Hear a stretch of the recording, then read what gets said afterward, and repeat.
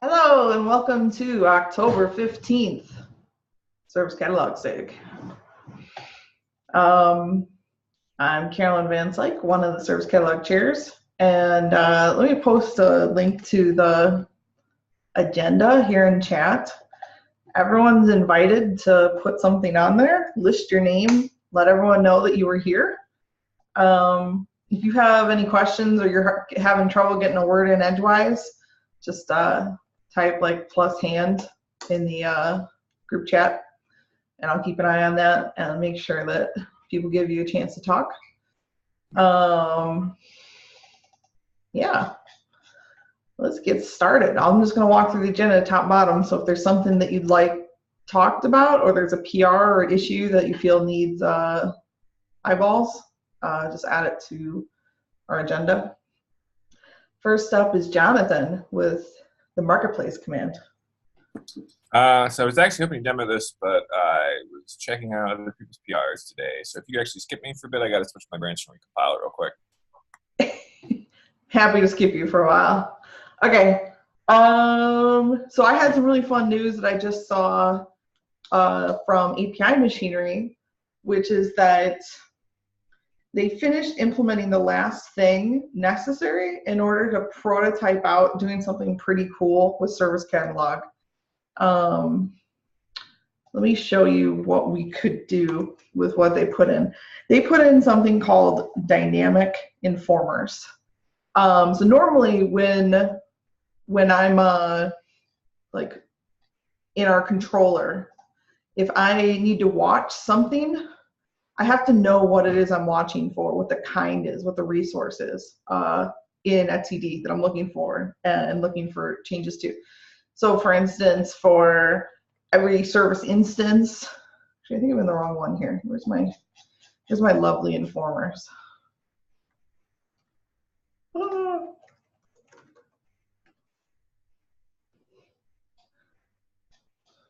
We've gone to a place. Yeah, okay. So we have, for example, cluster level service brokers, which is one kind in Service Catalog, but we also have namespaced service broker, which is a different kind, because one has cluster in front, one doesn't. And so we need two separate informers to watch for changes for these. And for service instances, for example, we have an instance informer, and they're basically strongly typed. They only look for a single resource.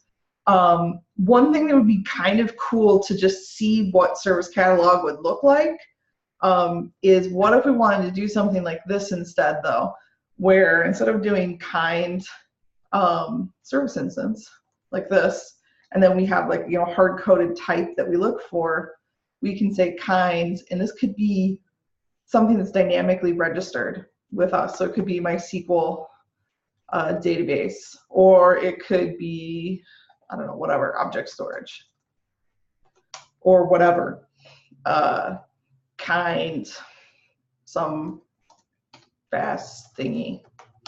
Okay. With a dynamic informer, we could watch for anything, and we wouldn't be restricted on using a generic service instance object. You could use something that's very specific. So I kind of brought this up last week and said I was waiting on dynamic informers, and then I nudged people and it's in. So yay. So I was gonna do a prototype, not of like getting everything working, but just what would the UX look like if we switched over to this, or we made something optional in front that people could use, or just to kind of see like what UX is available to us, because I think it could look pretty neat and maybe spark more ideas about how to improve Service Catalog.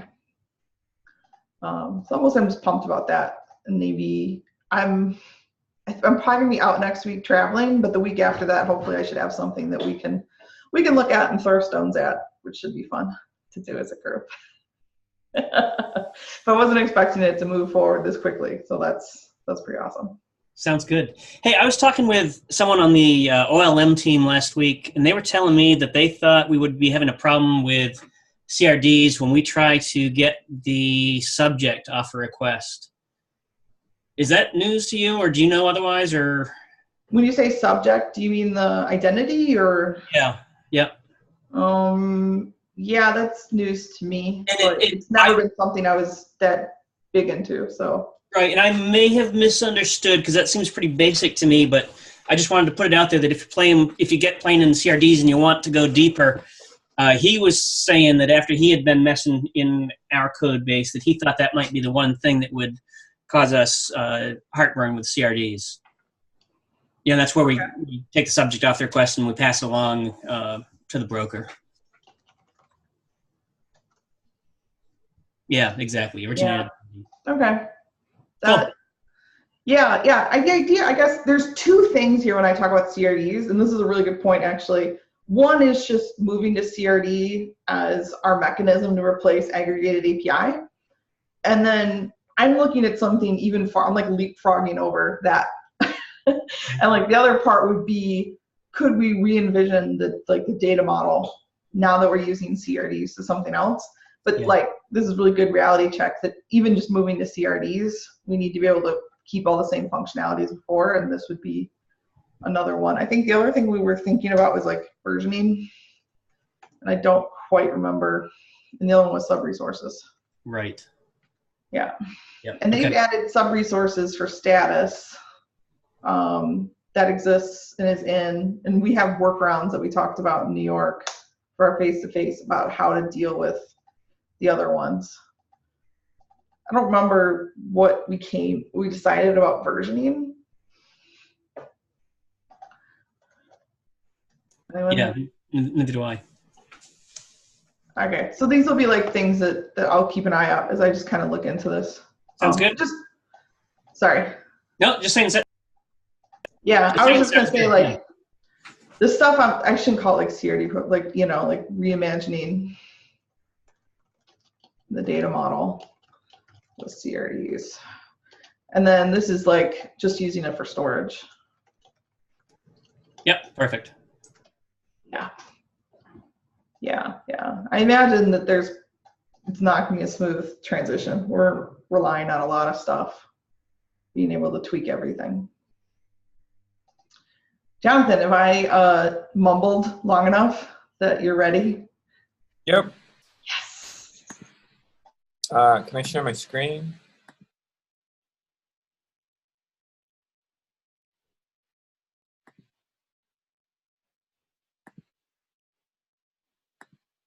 Aha. Okay, so can everybody see my terminal? We can. Okay, so currently, if you're using Service Catalog and you want to see like what services are there available for me to buy, you have to do something like this. Get classes, and I only have 5, but you can have a whole bunch of them. And then like, oh, I want a MariaDB, and you're like, actually, I don't even know if yeah, you could do. And then I can read that. So that's like okay, but like especially if there's a lot of services, you don't really know what you're looking for. Having to manually tab through the internal systems abstractions can be a bit cumbersome. So we discussed this at one of the face-to-faces and added it to a milestone. I don't know if this was all the way back when we were in New York. So maybe people don't remember this, but I finally got around to implementing the marketplace command, and that's what this is. So it goes and shows you the class and then all the plans that they're attached to and the class description. So this is the current version I have working. I actually opened up the PR and it's functional, tested, and all that. But I just wanted to bring this up to see if anyone had any suggestions, things they want to see it now before it's like accepted and merged. Drop me a line, etc., etc. This looks really good. I'm just excited about it. I thought this was cool. My immediate reaction, Jonathan, was I don't know about my personal take. I'm concerned about the name Marketplace. I'm just seeing some other things called Marketplace, and I don't know, but I couldn't come up with a better term. Where so? I just called it this because this is what Cloud Foundry called it. Yep. Yeah. So I'm just tossing that out there, but again, great idea, I think.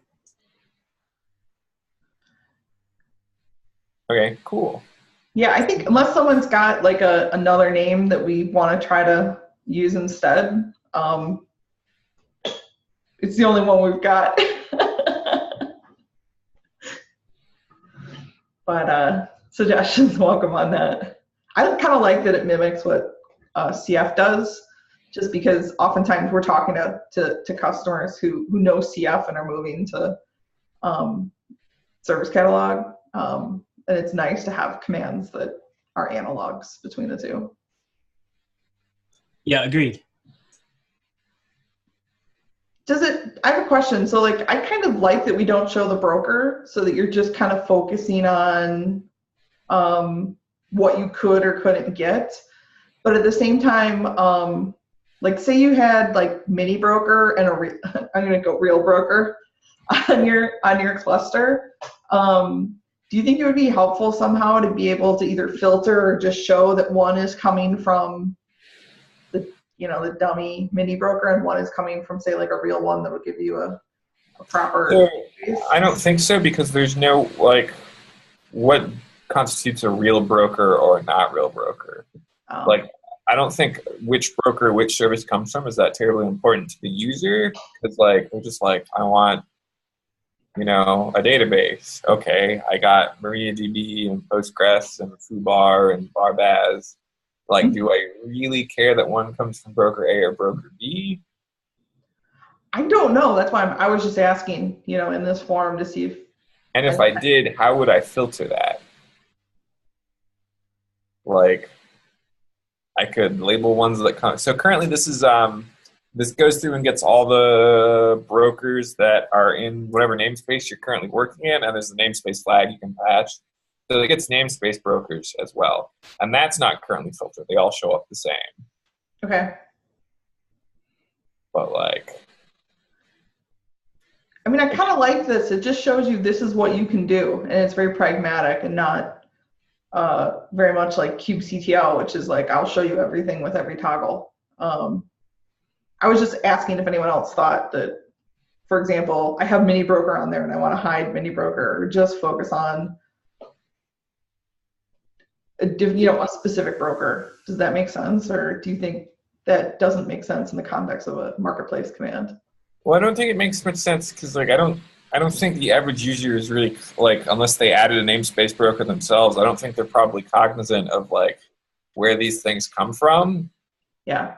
Like, they're just like, these are the services that are available in my cluster. Yeah, I think that's a good point, that like normal users probably aren't even aware of the broker's role. How are you planning on handling the namespace brokers, Jonathan? Were you going to? So this already does. So currently, when you say svcat marketplace, it reaches into your kube context or whatever to find out what namespace you're targeting and passes it along. So you get back all the global brokers, the cluster brokers, and all the namespace brokers for the whatever namespace you're currently looking at. You can pass it a namespace name, and I don't have a namespace broker installed in my cluster, but you can just say like namespace foobar, and then it would show you all the cluster service brokers, and then all the service brokers that are installed in namespace foobar, or all the services from those brokers rather. So it's whatever would be available to you to provision in that namespace. Yeah. Okay. So again, it's more from the perspective of like, what can I buy? Yeah. Not like, where do these things come from or why? Well, I think this is a great start. I'm happy to review this today and just get it started. Sorry, I'm reading chat. Carolyn completely shuts down while she tries to read. Yeah, good point. On app devs are a little different than the person who is knee deep and actually installing the brokers and figuring all this stuff out. So I know we got a bunch of new people here on the call. the agenda has some of our PRs in here that need more reviews. Both the marketplace command and default parameters needs reviews. If you are a member of the Kubernetes Incubator org, you can help give those reviews. So if you'd like to participate in our democracy, feel free. The personas documented. I don't think so. Do you know if we have personas docked anywhere? Kibby? Just going to say that, I was one who mentioned a couple of personas. That's just from my experience with the pivotal stuff. That's kind of the... it's kind of the same thing, right? Adding cluster service brokers are sort of an admin-only operation that happens to the platform infrequently, whereas service provisioning and consumption is something that an app developer probably does as they push apps and restart things. So it's kind of pretty much the same thing. I haven't worked on Cloud Foundry in a while. Do they have the space-only service brokers? Is that up and running? Yep, that's... Okay, so namespace brokers are kind of our version of that. Yeah, like I'm looking at our documentation. Let me paste that link here. Just for our doc, we've started targeting it towards developers of our platform, users of our platform, and then people who are operating it. So developers, that's us, people who are actually trying to change the code base. Users would be, I think, the app developers in this case. And then operators is, people trying to figure out how this all works and putting it together and configuring it for the first time. But we don't, I think, ever really call out them as personas and kind of fill them out with more detail than that.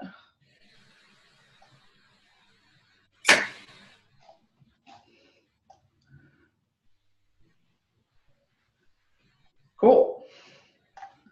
So I've shilled for PR reviews. If anyone else has something that needs to be reviewed or looked at, feel free to throw it on there. Otherwise, that's really all I have, unless there was something else that people were calling in for that they were hoping to hear about. Quick question for you, Carolyn. Last meeting, you shared a document with some notes on the CRD, kind of the reimagined UX. Is that something we can share, or is that something like you would rather hang on until you? Oh no, feel free. Well, throw the fire hose of the internet at it, please. Cool. Let me relink it. And like I said, as I update, as I work on the prototype, I'll keep this updated with how it works. Yeah, I wasn't expecting it to be implemented so quickly, so I kind of put this out here, and it's like not like fully fleshed, but yeah, I'll give that a shot. For the prototype for this, and to be clear, this isn't the changing our storage to CRD. It's what would the UX look like if we could better take advantage of what CRDs let us do. I'm probably just going to put this as a controller in front of Service Catalog and then have it talk to Service Catalog in the back so that you can see the UX without me having to change any of our code, which would take a lot longer to get rolling. But I mean, putting together a CRD and a controller in front of Service Catalog, hopefully I can do in the next week, which would be fun to look at. Cool, thank you. But yeah, I think that's open to everybody to make sure. Anyone with the link can comment. Cool. Thanks, Google Docs.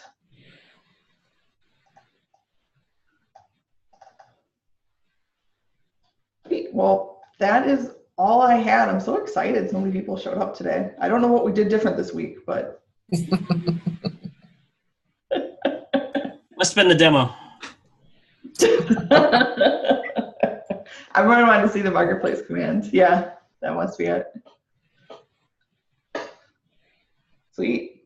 All right. Oh, and by the way, I'll be out next week because I'm going to San Francisco. It'll be very exciting because I just came back from San Francisco. All right. See y'all next week. All right. Bye. Thank you.